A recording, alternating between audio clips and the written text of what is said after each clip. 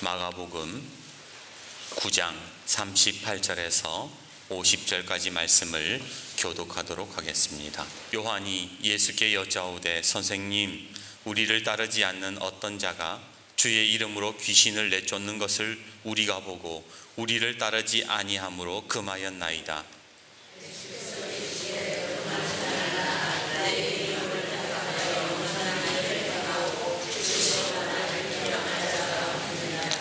우리를 반대하지 않는 자는 우리를 위하는 자니라.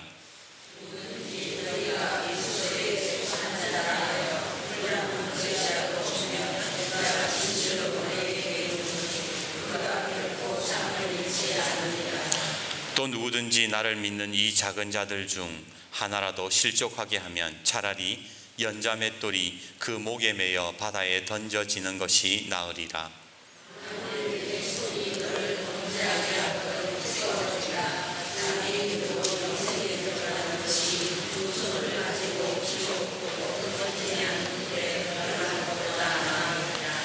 만일 네 발이 너를 범죄하게 하거든 찍어버리라. 다리 저는 자로 영생에 들어가는 것이 두 발을 가지고 지옥에 던져지는 것보다 나으니라.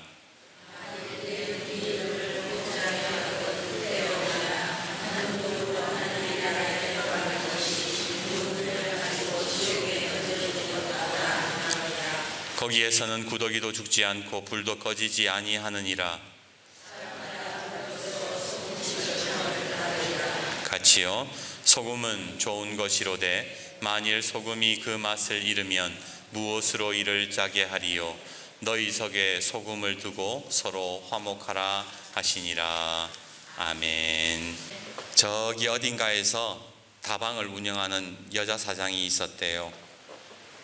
그 여자 사장은 십자가를 좋아해서 늘 십자가 목걸이를 이렇게 반짝반짝 자랑하고 다녔습니다.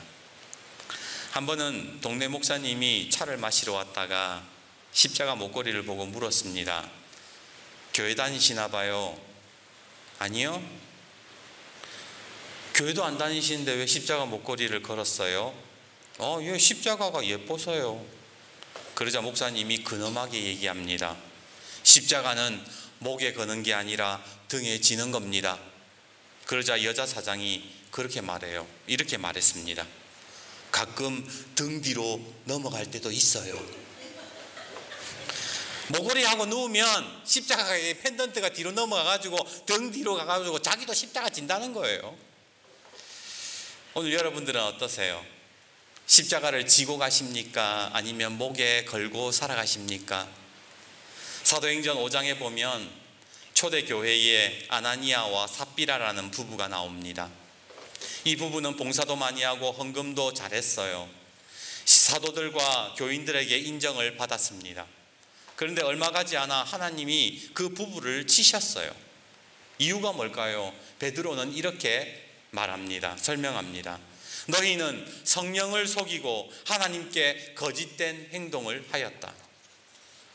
보기에는 좋아 보였는데 참 보면 예수 잘 믿는 것 같았는데 가짜 믿음이었다는 거예요.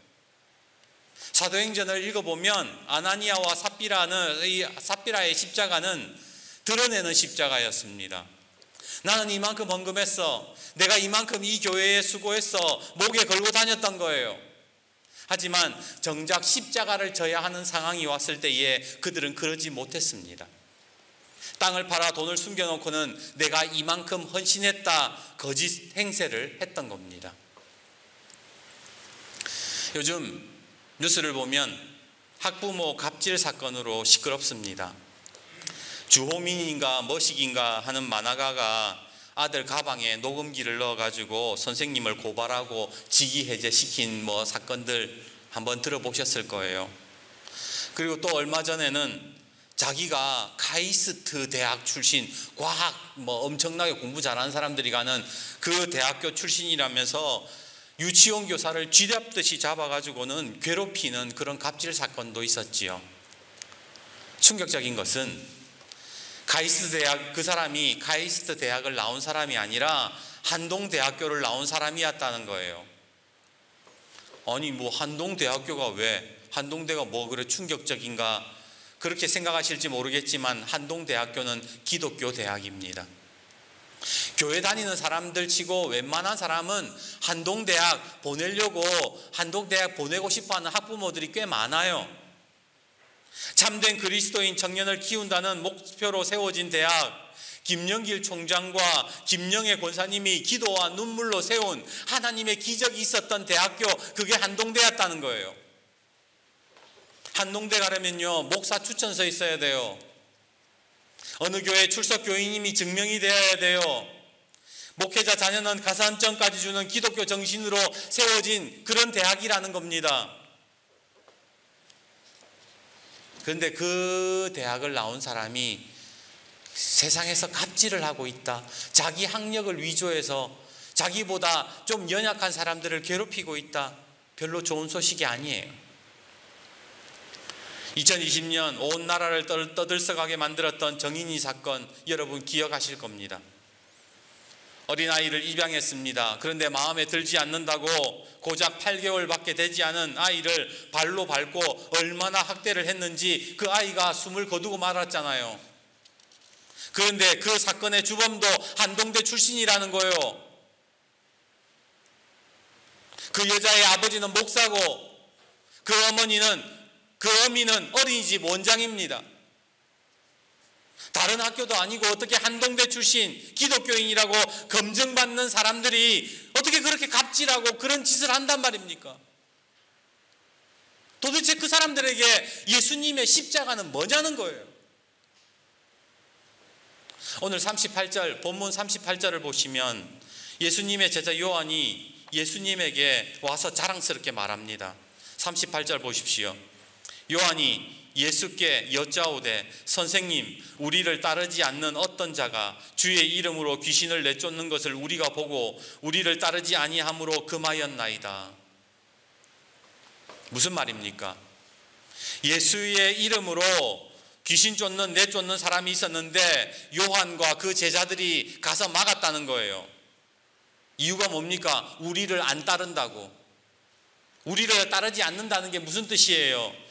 적어도 귀신 쫓아내려면, 예수 이름 사용하려면 우리 허락 받아야 되고 우리 12제자 통제 받아야 된다, 그렇게 말했다라는 겁니다. 갑질한 거지요. 자기들이 뭔데 예수님 이름으로 귀신 쫓는 사람들에게 찾아가서 야, 누가 감히 예수 이름 사용하라 그랬어? 그렇게 말하는 겁니까? 여러분도 아시다시피 요한은 예수님의 제자로 부름받은 이후부터 예수님을 따라다니면서 수많은 기적을 보았습니다. 예수님 곁에 있으면서 손 마른 사람이 낫는 것을 보았어요. 귀신이 도망가고 죽은 아이가 다시 살아나고 예수님 말 한마디에 거친 바다가 잠잠해지고 오병이어로 수천 명이 먹는 그런 기적을 봤던 사람이라는 거예요. 그런 기적을 보면서 요한은 예수님을 향한 존경심과 자기가 그분의 제자라는 사실이 너무나도 자랑스러웠을 겁니다. 그런데 어느 날 길을 가다 보니까 기적을 일으키는 사람이 또 있네. 이게 뭐지? 그러고 살펴보니 예수님의 이름을 가지고 기적을 일으키는 거예요. 귀신을 쫓아내고 있는 거예요. 그것을 본 제자들, 요한과 제자들이 화가 났습니다. 지금 엄연히 예수님의 직계 제자들, 예수님이 직접 고른 제자들이 눈 시퍼렇게 뜨고 살아있는데 겁도 없이 예수의 이름을 함부로 사용해서 기적을 일으켜? 요한은 다른 사람에게 예수님의 능력이 나타나는 게 싫었던 거예요. 그래서 갑질한 거예요. 예수의 이름은 내 거야. 그 라이센스는 내 거라고. 자격증은 나한테 있다고. 그래서 그 사람들에게 찾아가서 그런 거예요. 야, 너 예수님한테 허락은 받았어? 어디서 이게 함부로 예수의 이름을 함부로 팔고 있어? 요한에게 예수님의 십자가는 어떤 의미였을까요? 그 제자들에게 있어서 예수님의 그 십자가와 예수님의 그 기적의 사역들은 어떤 의미로 다가왔던 걸까요? 공관복음을 보면 예수님이 수많은 사람들에게 기적을 행하시잖아요. 근데 여러분, 성경을 읽으면서 궁금하지 않으셨어요? 예수님이 왜 이렇게 많은 기적을 일으키셨을까? 하나님의 아들이시면 바로 이 땅에 오셔가지고 십자가를 질 필요도 없고 기적을 일으킬 필요도 없고 그냥 내가 하나님의 아들이다, 너네들이 직접 봐라 그러면서 하늘에서 구름 타고 내려오시면 되는 거잖아요. 그런데 굳이 숨어서 말구육간에 태어나가지고는 그래가지고는 사람들 속에 섞여 다니시면서 기적 일으키고 나중에 십자가에서 죽으셨잖아요. 아무런 힘도 없이. 도대체 왜 그랬던 거예요? 예수님이 병자들을 낫게 해준 이유가 뭡니까? 자랑하려고요? 보여주려고요? 나한테 이만큼 능력이 있다, 그거 보여주려고 그랬던 겁니까? 아니에요. 예수님이 기적을 일으켜 주신 것은 값없이 내가 너희들을 사랑한다, 그거 보여주시려고 그런 거예요. 아무런 조건이나 대가 없이 병자를 치유하셨습니다. 세리와 창기의 친구가 되어주셨고 하나님 나라의 복음을 알려주셨어요. 아무런 대가도 없이. 왜? 사랑하기 때문에. 사랑하는 것을 내가 하나님이 너희를 사랑한다, 그것을 보여주시기 위해서 예수님이 그렇게 기적을 행하셨고 그 사랑의 종착점이 뭐예요? 십자가로 끝났던 거예요. 요한복음 15장 9절에 예수님이 뭐라 그러세요? 아버지께서 나를 사랑하신 것 같이 나도 너희를 사랑하였으니 나의 사랑 안에 거하라. 사랑하라고 내가 이 땅에 왔다는 거예요. 그렇다면 예수님의 그 사랑을 받았고 예수님의 그 사랑의 마지막 결과였던 십자가를 경험했다면 그러면 십자가의 의미가 뭐가 되어야 되겠습니까? 바로 사랑하는 거예요. 하나님의 사랑을 깨닫고 내가 예수님처럼 다른 사람 사랑하고 그 사랑을 표현하고 살아가야 되는 것, 그게 십자가의 진짜 의미라는 거예요. 그런데 오늘 우리의 모습은 그렇지 않잖아요. 예수님을 닮는다라는 게 뭡니까? 예수님 사랑했던 것처럼 우리도 사랑하겠다, 그것이 우리의 목표고 닮는 목적 아닙니까? 그런데 왜 이상하지요? 십자가 목걸이는 했는데 서로 못 잡아먹어서 안달이에요. 서로 뒤에서 욕 못해서 안달이에요.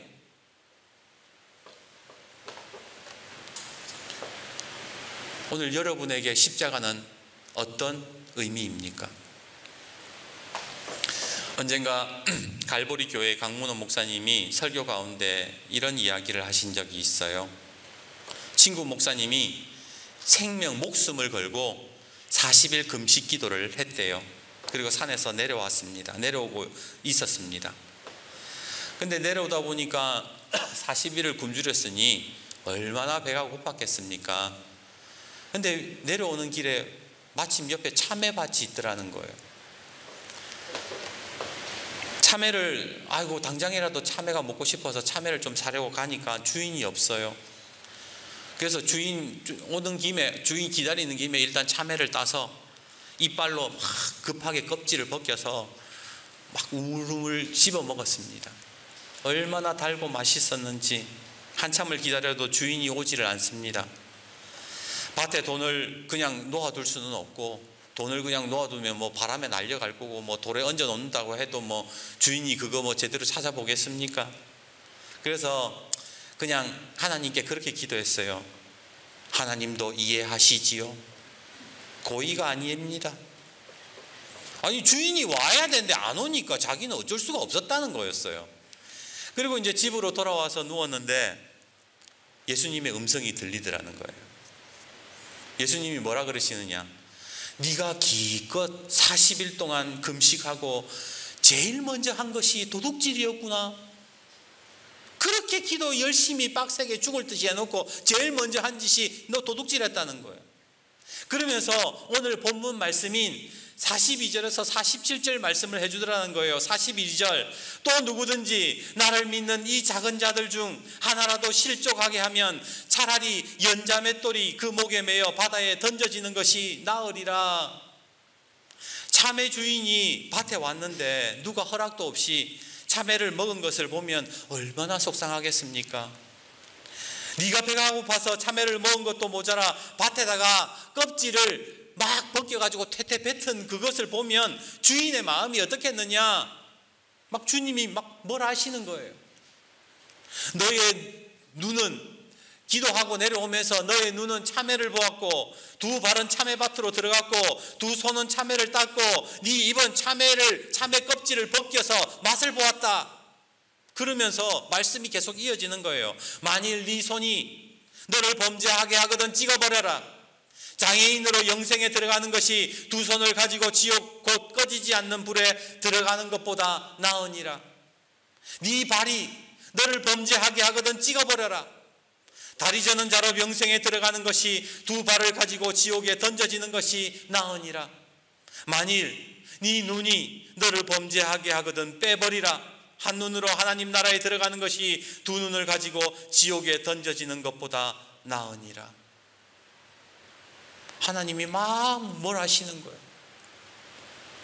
목사님이 주님 앞에 회개하기 시작했습니다.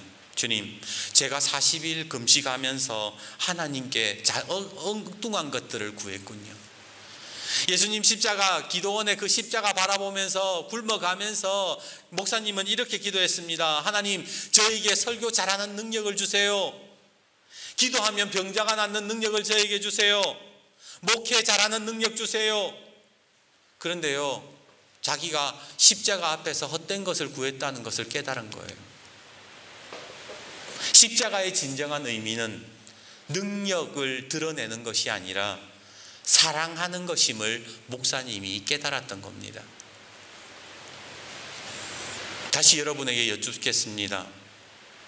여러분 앞에 보이는 이 십자가는 여러분에게 어떤 의미로 다가오십니까? 제가 설교를 준비하면서 이런 기사를 봤어요. 강화군 양도면 인산리 인산교회, 강화도에 있나 보죠. 인산교회 앞 마당에 은빛 모양의 선명한 십자가가 10일째 나타나 이를 확인하려는 사람들로 장사진을 이루고 있다. 이게 무슨 기사냐면 이 인산교회에 기적이 일어났다는 거예요. 교회 앞 마당에 십자가 모양이 가로 5m, 세로 3m, 이게 마당에 십자가 모양이 쫙 나타났다는 겁니다. 날이 어두워지면요, 이게 십자가가 은은한 은색깔로 이게 쫙 십자가가 드러나면서 이게 십자가 마당에, 교회 마당에 나타났다 그래가지고 신문에 난 거예요. 제가 지금 지어낸 게 아니고 인천일보에. 그리고 이 소문이 퍼지자 막 마을 사람들이 그 교회에 야 십자가가 야 마당에 나타났단다, 한번 가보자. 그래가 보니까 진짜 십자가가 있거든요. 그래가지고 막 그 마을 사람들뿐만이 아니라 그 소식을 들은 그 교계의 목사님들도 그거 구경하겠다고 북새통을 이뤘다는 거예요. 한 10년 전의 기사입니다. 여러분은 제가 이 이야기를 해드렸을 때 어떤 생각이 드세요? 저는요, 순간적으로 우리 교회에도 이런 기적이 한번 일어났으면 좋겠다 이런 생각이 들었어요. 생각해 보세요. 우리 어제 제가 풀을 좀 깎았지만 우리 교회 마당에 십자가 모양으로만 풀이 안 자라. 예를 들어서 바깥에는 아니 우리 바깥에 여기 있는 철 십자가, 거기 철 십자가에서 꽃이 펴. 불교에서 우단바라 피는 것처럼 막 여기 십자가에서 백합이 펴. 그러면 마을 주민들도 와서 보고 안동시의원도 올 거고, 그죠? 국회의원도 와가지고 와 기적이 일어났다, 어떻게 철골 십자가에 꽃이 피나, 야 정말 대단하다, 하나님이 살아있기는 살아있나 보다, 그러지 않겠습니까? 그런 능력 나타나면 얼마나 멋있겠어요. 그러면서 나도 콩고물 좀 떨어지는 콩고물도 먹을 수 있잖아요. 야 기적이 일어나는 저 광덕교회 목사도 영험한가 보다. 목사가 영험하니까 교회에 십자가에 꽃이 피지. 누이 좋고 매부 좋고 얼마나 좋습니까? 그런데 그것은 십자가의 진정한 의미가 아니라는 거예요.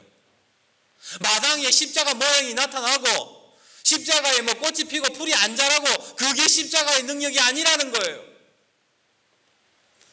그거는 십자가 목걸이에요. 그걸로 자랑할 수는 있어요.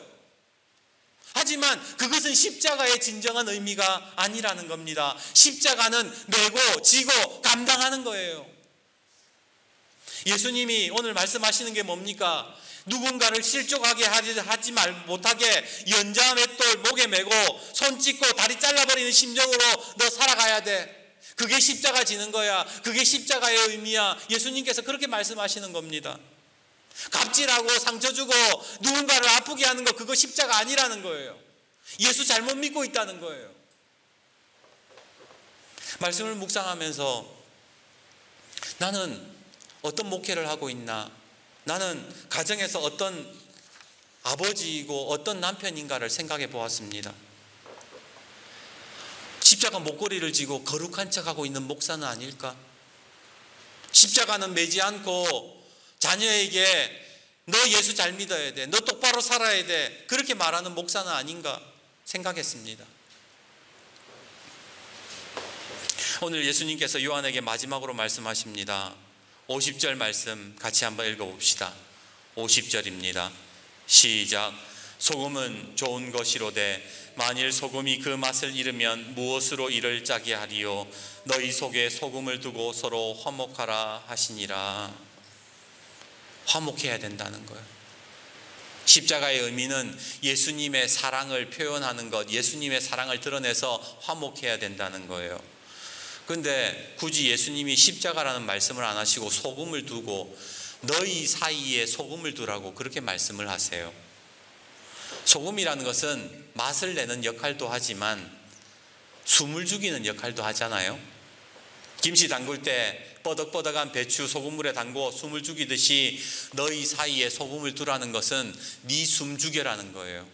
연자맷돌 목에 걸고 네 다리 잘라버리는 심정으로, 네 팔 잘라버리는 심정으로 네 삶에 숨 죽이고 살아라는 거예요. 그게 소금 두는 거예요. 그러면서 예수님이 뭐라 그래요? 요한아, 예수님 저 갑질하고 온 요한에게 예수님이 뭐라 그래요? 요한아, 너 숨 좀 죽이고 살아라는 거예요. 능력을 독점하려는 너의 그 욕심에 소금치고 네 잘났다는 그 교만에 소금 좀 뿌려라, 숨 좀 죽여라 그러시는 거예요.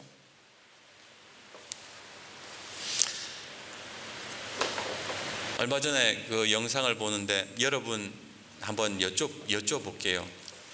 여러분 아내의 핸드폰에 뭐라고 전화번호 이름을 저장해 놓았습니까? 그리고 남편은 뭐라고 전화번호에 저장해 놓았어요? 금슬이 좋은 분들은 내 사랑 뭐 아니면은 뭐 이런 여러 가지 뭐 누구 엄마 누구 아빠 이런 식으로 해놨겠죠. 그런데 어떤 분이 남편 전화번호 위에 이름을 뭐라고 해놨는가? 천벌이라고 해요. 천벌. 그러니까 남편이 자기 천벌이라는 거예요. 내가 천벌 받아갖고 이 인간 만나가지고 내가 이런 고생을 한다 그래가지고 남편이라는 이름을 저장 안 해놓고 천벌 010 뭐 이러는. 또 다른 분은 뭐라고 해놨느냐? 로또 이렇게 해놨어요.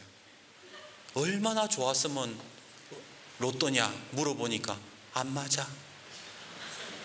죽어도 안 맞아. 평생 안 맞아. 그래서 로또라고 이름을 지었다는 거예요. 부부 사이에 사이가 화목하려면요 소금을 둬야 돼요. 숨을 죽여야 돼요. 남편이 아내와 같이 살아갈 때에 남편의 모습 속에서 소금 쳐야 돼요. 아내도 남편과 있으면서 끊임없이 소금치고 살아가야, 그래야 가정이 화목하는 거예요. 그리고 그 가정에 거기에서부터 십자가가 나타나더라는 거예요. 오늘 십자가를 목걸이 하고 다니는 게 예수 믿는 게 아니에요.